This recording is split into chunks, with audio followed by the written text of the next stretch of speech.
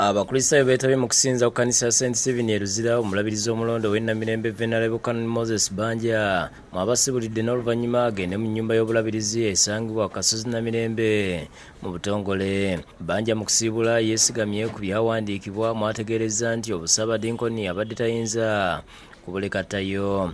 Bw'ati abanjulidde Reverend George Wilson Kakooza abadde omumyuka we ku bwassaabadinkoni era n'akasa Abakristaayo nti amangu ddala ng'amaze okutuuzibwa ku kifo ky'obulabirizi ku Sande ate wakuwandiika ebbaluwa ekakasa Reverend Kakooza ku bukulu buno.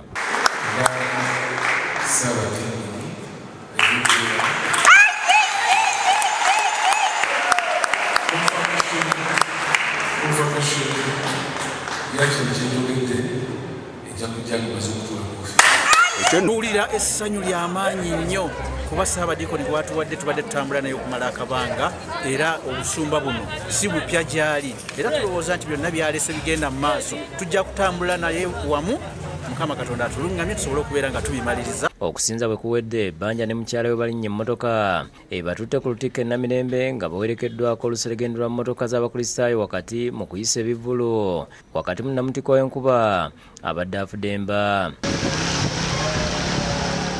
Download the app on App Store or Google Play Store now.